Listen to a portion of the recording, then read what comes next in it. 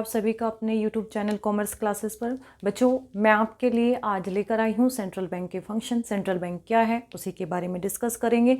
Last वाली video में मैंने आपको मनी क्रिएशन समझाया था बाय कमर्शियल बैंक। तो आज हम स्टार्ट करेंगे बेटा सेंट्रल बैंक। हमारी सेकेंड वीडियो है, जिस बच्चे ने नहीं देखी तो वो प्रीवियस वीडियो देख कर आ जाए। तो आज इसके हम फंक्शन कवर करेंगे और इससे हम रिलेटेड क्वेश्चन भी देखेंगे कि पेपर में किस तरीके से क्वेश्चन आ जाते हैं।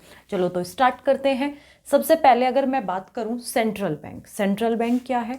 हर कंट्री का अपना सेंट्रल बैंक होता है। जैसे हमारा जो सेंट्रल बैंक है, हमारा सेंट्रल बैंक क्या है? RBI, reserve bank of India. Reserve bank of India means हमारा जो बैंक है, हमारा आरबीआई है। हर कंट्री का अपना एक बैंक है जो सेंट्रल बैंक कहलाता है, जो कंट्रोल करता है मॉनेटरी टर्म को, मॉनेटरी ट्रांजैक्शन को, कि मनी की इकोनॉमी किस तरीके से इकोनॉमी में पैसा सर्कुलेट हो रहा है, कि कंडीशन आपकी जब आपको पता है एडी ग्रेटर एएस होता है तो हमारा इन्फ्लेशन आ जाता है, और अगर हमारी कंडीशन ये वाली आ जाए एएस ग्रेटर एडी हो जाए तो इसको हम कौन सी कंडीशन कहते हैं? डिफ्लेशन। तो ये देखना कि हमारी जो इकोनॉमी है वो एडी इक्वल टू एएस है या कौन सी कंडीशन है। इसको हम स्टेबल कंडीशन कहते हैं। इकोनॉमी इस टाइम हमारी कैसी होती है? स्टेबल होती है। तो उन सब चीज़ों को रेगुलेट करना, ये देखना कि इकोनॉमी स्टेबल है, इकोनॉमी में क्या चीज़ें चल रही हैं, तो हमारा कौन काम करता है, कौन वर्क करता है? Central bank of India. अगर मैं बात करूं बिफोर 1991 जो हमारा आरबीआई था, वो हमारा आरबीआई क्या था? रेगुलेटर था। और आफ्टर 1991 न्यू इकोनॉमी पॉलिसी आने के बाद आफ्टर 1991 क्या हुआ ना? After 1991 facilitator. ये एमसीक्यू क्वेश्चन बन जाता है कि आरबीआई को रेगुलेटर से फैसिलिटेटर में कन्वर्ट कर दिया गया। कन्वर्ट किस में हुआ? Regulator to facilitator. क्लियर है बेटा? बिफोर 1991 क्या था? रेगुलेटर था। न्यू इकोनॉमी पॉलिसी जो हम इंडियन में ज़्यादा डीपली पढ़ेंगे। बाकी जब हम आफ्टर 1991 न्यू इकोनॉमी पॉलिसी को एडॉप्ट करने के बाद में तो आरबीआई क्या हो गया? आरबीआई हो गया फैसिलिटेटर, फैसिलिटी प्रोवाइड करने वाला। चलो तो एक बार देख लेते हैं।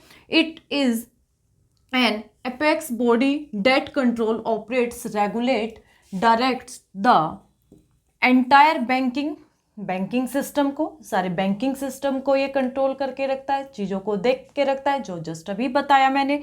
Monetary structure of the country, ये देख के रखना monetary structure of the country. ये किसका काम है? सेंट्रल बैंक का।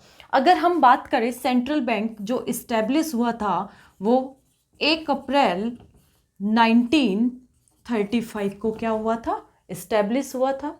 Reserve bank of India act जो पास हुआ था, एक्ट पास हुआ था वो हुआ था 1934 में।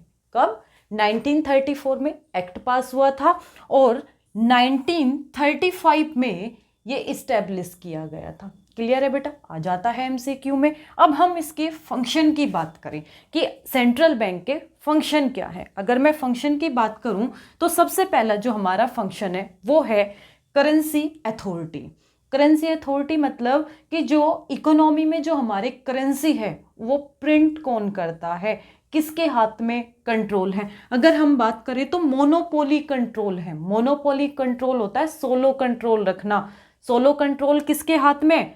करेंसी अथॉरिटी का, आरबीआई के पास में। कैसा कंट्रोल है? मोनोपोली। मोनोपोली होता है सिंगल कंट्रोल। करेंसी इशू करने का जो कंट्रोल है वो किसके हाथ में है? आरबीआई के हाथ में। अगर हम बात करें 1 रुपीज की, 1 रुपीज नोट की और आपके करेंसी की, तो वो किसके हाथ में है? Ministry of India, ministry of finance, ministry of finance के हाथ में है। चलो तो देख लेते हैं। सोलो अथॉरिटी है for issuing currency. Solo right किसका है? करेंसी को इशू करने का। Solo right of issuing paper currency note, उसके पास सोलो राइट है किसका? पेपर करेंसी को इशू करने का। लेकिन किसको छोड़कर? 1 रुपीज नोट्स एंड कॉइन्स को छोड़कर। उसको कौन देखता है? उसको देखता है ministry of finance. Ministry of finance उसको देखता है। कौन प्रिंट करेगा?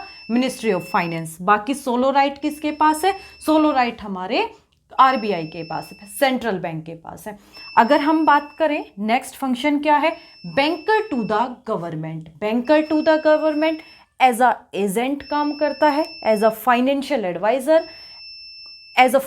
एडवाइजर काम करता है टू द गवर्नमेंट। तो हम देखेंगे किस तरीके से, जैसे banker to the government means क्या, banker to the government means accounts को मैनेज करना। किसके अकाउंट्स को मैनेज करना, गवर्नमेंट के अकाउंट्स को मैनेज करना। देखो, it's manage accounts of the government, government के अकाउंट्स को मैनेज करना। तो ये क्या है, अब इसी तरीके से करना बेटा, बोर्ड में क्वेश्चन आ सकता है यहां से, बिल्कुल। तो आप इसी तरीके से एक्सप्लेन करेंगे। हेडिंग जैसे आपने डाली banker to the government, banker to the government क्या है, एजेंट वर्क करता है, एजेंट करता है, और आपका फाइनेंशियल एडवाइजर काम करता है, और बैंकर टू द गवर्नमेंट। तो फिर कैसे, banker to the government it's manage accounts of the government, governments के अकाउंट्स को मैनेज करना। तो ये क्या बन गया, बैंकर टू द गवर्नमेंट बन गया। As an agent of to the government क्या है, एक एजेंट के जैसे काम करता है। एजेंट के जैसे काम कैसे करता है, it's buying and selling securities on the behalf of government. Government के बिहाफ पर क्या करते हैं, क्या करता है RBI, buying and selling of securities. Securities को सेल एंड बाई करेगा, तब वो क्या वर्क कर रहा है, एज अ एजेंट वर्क कर रहा है। एज एन एडवाइजर, एडवाइजर कब होता है, RBI as an adviser, adviser होता है जब पॉलिसी को मेक किया जाता है, पॉलिसी फ्रेम की जाती है। तो policy, it's frames policies to regulate the money market. Money market means money की स्टेबिलिटी कैसी है इकोनॉमी में, मनी आपकी जो मैंने जस्ट अभी बताया, ये कंडीशन है या ये कंडीशन है या ये कंडीशन है, उसको मैनेज करने के लिए जब गवर्नमेंट पॉलिसी बनाता है तो उसके लिए वो एज अ फाइनेंशियल एडवाइजर, जैसे गवर्नमेंट बजट बनाया जाता है तब भी एज अ एडवाइजर वर्क करता है। जब भी कोई पॉलिसी फ्रेम की जा रही है एज अ कंट्री के लिए, तब ये as a financial adviser work करता है। बेटे बोर्ड में आ सकता है, ये इंपॉर्टेंट है, आपको डायरेक्ट बोल दिया जाएगा, और मोस्ट इंपॉर्टेंट है, इस बार चांसेस हैं यहां से आपके कि क्वेश्चन बने। कैसे बन सकते हैं, आपको डायरेक्ट कोई पॉइंट दे दिया और देन आपको वो एक्सप्लेन करना है, तो आप अच्छे से करके आएंगे। 3 या 4 नंबर के आसपास यहाँ से बेटा 3 या 4 के आसपास आपका क्वेश्चन बन जाता है। ठीक है, नेक्स्ट हम बात करेंगे lender of the last resort. Lender of the last resort means जो कमर्शियल बैंक हैं, जब कमर्शियल बैंक को किसी भी जगह लोन ना मिले तो लास्ट एक साधन बचता है। लास्ट कौन बचता है, सेंट्रल बैंक। कौन बचता है, सेंट्रल बैंक। अगर उनको किसी जगह से पैसा नहीं मिल पा रहा है इन कंडीशन, तो सेंट्रल बैंक उनको फाइनेंस कर देता है, लोन प्रोवाइड कर देता है। देखो, it means that if commercial bank fail to get financial accommodation from anywhere, it's approach the central bank as a last resort। तो कहाँ पहुँचते हैं, कौन अप्रोच में होता है, central bank of India. Clear है बेटा। ये हमारा फोर्थ जो फंक्शन है वो है हमारा क्या, bankers bank and supervision. Supervisor जो आरबीआई है वो बैंकर्स बैंक है और सुपरवाइजर है। सुपरवाइजर मीन्स सुपरविजन करना, सुपरविजन मतलब देखना, विजन करना, कंट्रोल करना।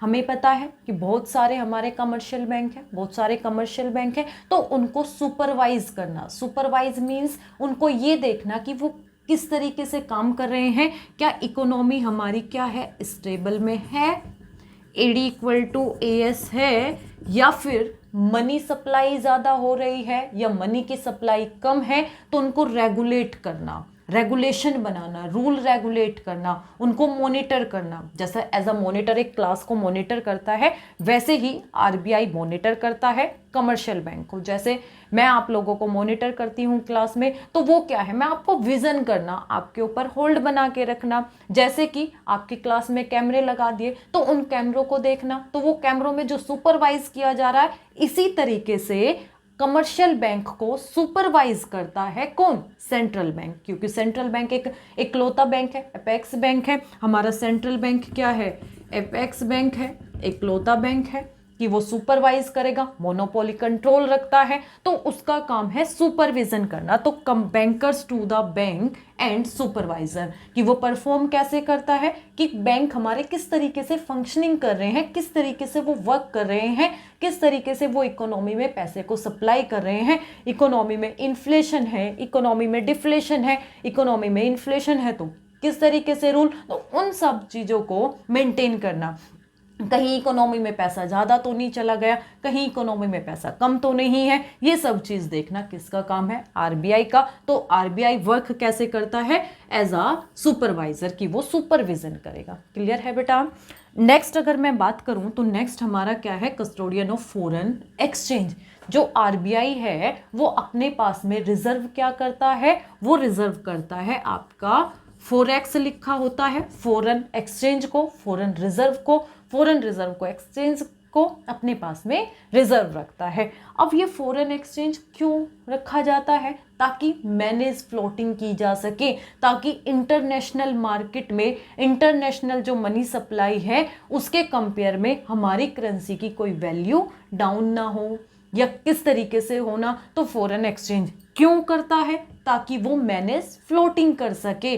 अब ये मैनेज फ्लोटिंग क्या है, मैनेज फ्लोटिंग होता है कि जब हम मान लो कि डॉलर की डिमांड ज़्यादा कर रहे हैं, जब डॉलर की डिमांड हम ज़्यादा करेंगे तो अगर हमारी करेंसी की क्या हो रही है, हमने डॉलर की डिमांड बढ़ा दी तो हमारी करेंसी की सप्लाई ज़्यादा होगी। जब सप्लाई ज़्यादा होगी तो डोमेस्टिक करेंसी की वैल्यू क्या हो जाएगी, डाउन हो जाएगी। तो उस टाइम पे आरबीआई अपने पास से फॉरेन करेंसी को रिलीज करता है, ताकि डॉलर की ही डिमांड किससे पूरी की जाए, सप्लाई किसकी हो वहां पे, डॉलर की, ताकि डोमेस्टिक करेंसी की वैल्यू डाउन ना हो। उसको कहते हैं manage floating. Manage floating means कि आरबीआई जब फॉरेन करेंसी को रिलीज करता है इन द इंटरनेशनल मार्केट तो उसको क्या कहते हैं, मैनेज फ्लोटिंग।